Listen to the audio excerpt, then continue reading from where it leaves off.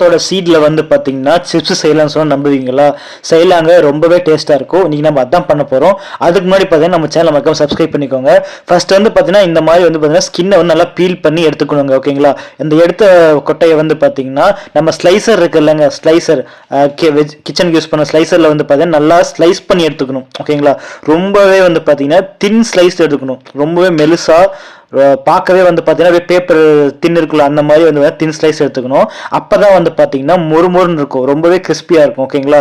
அதுக்கப்புறம் வந்து பார்த்தீங்கன்னா ஒரு பாத்திரத்தில் ஆட் பண்ணிட்ட பிறகு வந்து பார்த்தீங்கன்னா வடசட்டி எடுத்து வச்சுட்டு வந்து பார்த்தீங்கன்னா நமக்கு தேவையான ஆயில் ஊற்றிக்கலாங்க. ஏன் ஆயில் அப்படின்னா பொரிக்க போகிறோம். ஓகேங்களா?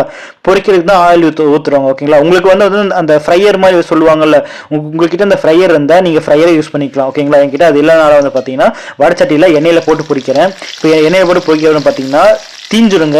இது சீக்கிரமா தீஞ்சிரும், ஏன்னா ரொம்பவே தின்னா இருக்குது. ஓகேங்களா? தின்னா இருக்கனால வந்து பார்த்தீங்கன்னா சீக்கிரம் தீஞ்சிடும். அதனால அடுப்பு வந்து பார்த்தீங்கன்னா சிம்மில் வச்சுட்டு அதுக்கப்புறம் வந்து போடுங்க. ஓகேங்களா? போட்ட அப்புறம் வந்து பார்த்தீங்கன்னா ஒரு 1 மினிட் வந்து பார்த்தீங்கன்னா அப்படியே வந்து பார்த்தீங்கன்னா இந்த மாதிரி இது பண்ணியே விட்டுட்டுருங்க. எல்லாத்தையும் பிரிச்சு விட்டே இருங்க, இல்லைன்னா வந்து ஒட்டிக்கும். ஓகேங்களா? பிரிச்சு விட்டு அதுக்கப்புறம் வந்து பார்த்தீங்கன்னா எடுத்தீங்கன்னா ரொம்பவே வந்து பார்த்தீங்கன்னா சூப்பரான ஒரு பலாப்பழ சிப்ஸ் ரெடி ஆயிருங்க. இதை வந்து பார்த்தீங்கன்னா ரொம்பவே வந்து பார்த்தீங்கன்னா ஆயில் இந்த இதாகுது, குடிக்குது. ஓகேங்களா?